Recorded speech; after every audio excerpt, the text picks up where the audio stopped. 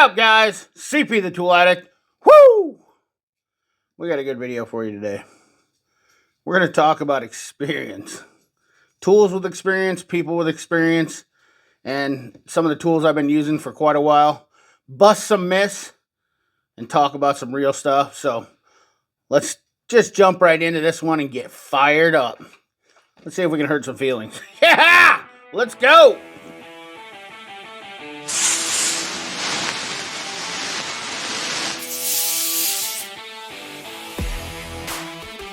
So, ladies and gentlemen, I know I've got a few tools here, and I could talk about a lot of different stuff. But we're going to talk about experience and getting bad advice because, you know, I have gotten some, what I consider some marginally good advice. Well, I've had some good advice in my life, and I've got some bad advice in my life. And one thing I can say for sure is that disappointments are really the shortcoming to us all. You know, we'll start off with this here Astro light. You can see this one is well used, and I wouldn't say that it's been used a lot. It looks a lot worse than it is, but you're asking yourself, why does this have a big spread right here? And that's because, you know, it's busted. I didn't even use it this much, but this thing is just falling apart like nobody's business. And I'm quite disappointed with it, to be honest with you. Quite disappointed with it for a folding light, especially spending $54, which is not what I would consider to be cheap or expensive, but definitely not something that I would expect to have broke within less than a year of using it. Now, I believe there had a year warranty on it, but I didn't get on it in time and probably could have got it warrantied. And I tore this thing apart and was going to try to fix it. This screw right here popped off. And it basically has been a pile of garbage.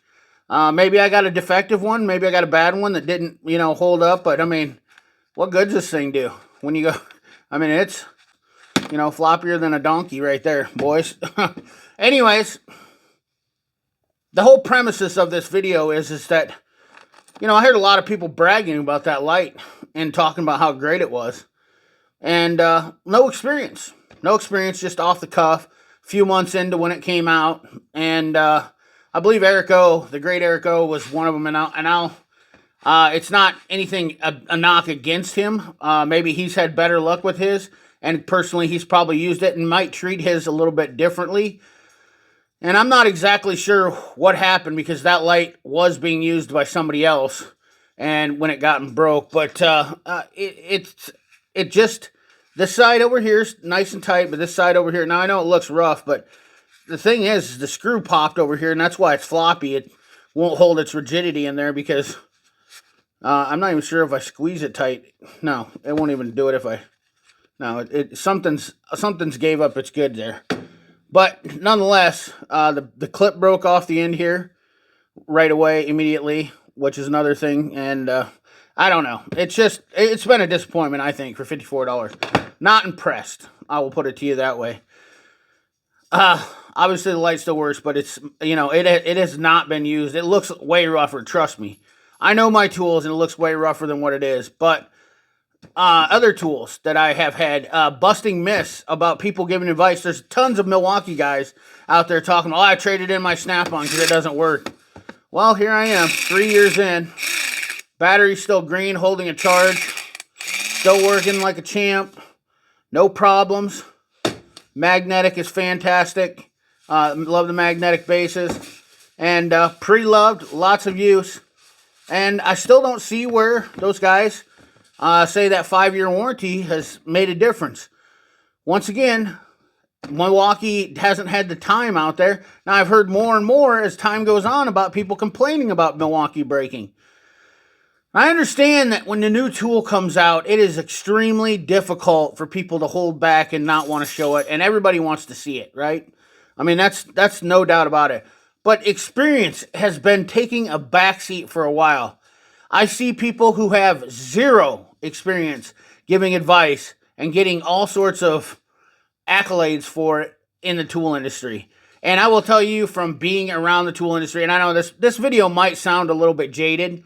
I don't know. I'm not trying to be jaded, but the thing about it is I see people that are giving advice, unsolicited advice, that aren't even in this trade, legitimately working and getting paid to be in this trade, constantly giving advice about professional tools. And now I've even heard some of the worst stuff that I've ever heard in my entire life, that the tool corporation actually wants to focus on giving DIY people more tools because professionals are too hard on tools. Well, what are we supposed to do then? Are they literally attacking the trade? Because if you don't want to be in this trade, and there's so few of us as there already is in the mechanic field, so few of us in this trade, and now they want to take away giving us top-notch tools that the few of us that are left that want that, it just blows my mind.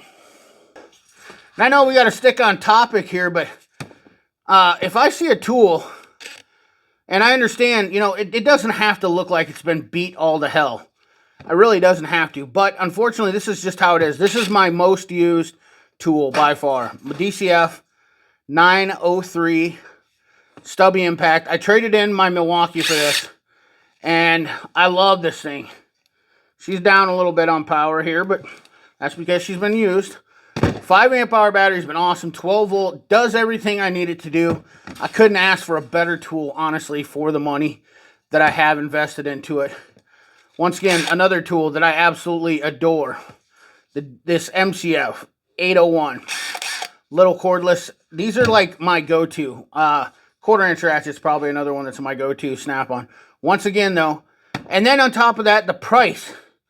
I gave pretty fair prices off the tool truck. I bought all this stuff off the tool truck, except for the Astro light I bought from JD Tico. But this I bought off the tool truck with the quarter-inch ratchet and the batteries for under $500. Which, if you look at Milwaukee prices now, go buy a 3/8 and a quarter-inch ratchet and tell me you're going to pay less than $500. So there's also a myth about people calling Snap-on. These people have never been on the truck, and if you're taking advice from these people that are saying stuff like this, especially, and this is going to hurt a lot of people's feelings, but I'm going to put in the butthurt bar right here. The butthurt bar coming in. If you are a Harbor Freight guy in your garage giving advice saying not to buy Snap-on or any of these professional tools, and you have never been on a tool truck, stop. Just stop. Okay? Stay in your lane. There's no point for you to be giving advice about that stuff. Now, I understand, keep in mind, now that we're over the butthurt bar, I understand people have a budget and a price, and they can only afford what they can afford. Okay? And that's buying the best you can do. I have never faulted anybody for... I've poked fun at the people who do cry, and I will continue to do that. We're going to have more stuff that are really going to upset some people coming up, that they're just the reality that they can't grasp. I'm going to continue to hurt their feelings until they understand that if you can't let your feelings get hurt about this stuff, they're just tools. These tool companies are some of the dirtiest people on earth. Not a single one of these tools up here, not a single company, not a tool in my box that I use do I believe that, well, no, there's not anybody. Now, I do stand behind Lyle the most because I feel like they're about the truest people that I've dealt with in my entire life, and that's the best of the best right there as far as a company. But almost everybody else I've dealt with, I mean, Mac they don't support me in any way. Snap-on doesn't support me anyway. Dewalt doesn't support me in any way. A lot of these tool companies don't acknowledge my existence in my crusade to help them sell or get people into buying some of these tools for their own personal use. I do this because I want people to not make the same mistakes I have made. For instance, I'll give you an example. Screwdrivers. I have used every screwdriver out there. Cornwell, Mac, Matco, all of them. And I have settled on Vessel. And 4 years ago when I started YouTube, I didn't really know about Vessel. Now, I had used some JIS screwdrivers on Honda motorcycles when I was younger, but not for a long time. I used to strip out Honda screws for a long time until an older gentleman. Once again, experience. Keep that in mind. The experience came into play, and he literally told me, dude, if you had JIS screwdrivers, you wouldn't have these problems. Well, I wasn't smart enough to ever realize that using Phillips screwdrivers on JIS made that difference, okay? And now I realize that JIS, using them on Phillips, makes a world of difference too, because Phillips screws are absolutely garbage. That being said, I am now a JAS screwdriver fan. I can honestly say that I feel like the best screwdriver out there is Vessel screwdrivers, because they work good on every screw head, no matter what, and they're fantastic. And that's advice that I'm trying to give to somebody to help them from buying all them screwdrivers that I bought.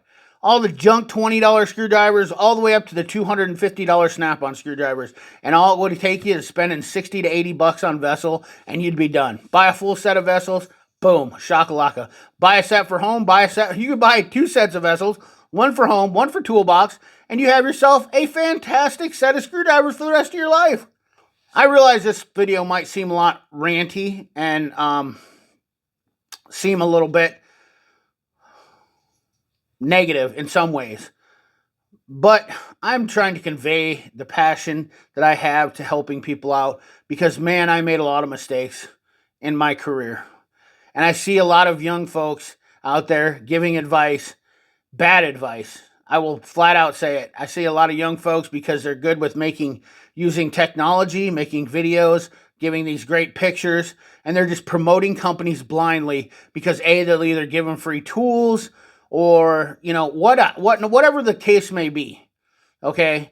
And I have bought and I have gotten free tools, and so I'm not, people will say I'm being a hypocrite. I've gotten free tools, and I took that as a sign of, I can test these tools and tell people straight up and be honest in my own opinion. Now, I know that I'm being honest, but I question the legitimacy of a lot of people being honest, because I see it all over social media now, just people just blatantly pushing stuff. There's been a lot of products. Olight was one of them that I honestly didn't want a part of. And now I've become an Olight fan, and I truly believe they are the top of the line flashlights. And that's not saying it because they give me stuff. It's because I've been using the stuff, and I've turned down a lot from them. So, once again, I'm trying to use my experience to help people out and share my knowledge, my wisdom, and my daily use with people to keep you from and saving you money. And I wholeheartedly believe that I'm doing that with every bit and ounce of passion that I absolutely have. The tool companies are not your friend in this situation, and we need not to lose ground to these corporations, and don't let these companies control whether it's the social media influencers or whatnot. I feel like it's good to call the people out and say, look, are you doing this because you're getting free tools, just saying good things? There's a reason why I'm not with Capri anymore. Everybody that was with Capri always says good things and really rarely ever says anything bad. If you're not saying something bad or questioning a tool or criticizing something at some point, there's a red flag right there. Everything from Snap-on is not great. Everything from Matco. There's a variety of tools on my channel. 1,200 videos. You can go back and scan them all. You can watch the guys that have a box full of Harbor Freight, or, box full of Matco, a box full of Snap-on. All those guys that do that are kind of blatantly going one way. And I realize it takes a lot of work and effort for you to hunt down the best of the best for every brand. Now, I'm not saying I buy the best of the best, but there's those times where you don't necessarily need the best socket. You don't need the best socket because you're not using it every day. I understand that. I started off with these benchtop sockets, and there's another topic that I want to come over is the durability of over time of use versus a quality socket. There's something to be said about that. Buying a professional grade tool, if you're going to be in this industry for a long time, invest in yourself.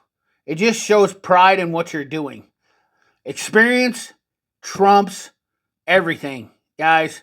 There used to be a time where blue-collar people would walk into some place dirty, grubby, and people would look up and respect you. And all of a sudden, it seems like that has changed in this world, where you need to be a slick-looking salesman and clean yourself, have yourself a little crisp, clean shirt and, pleated pants and all that stuff.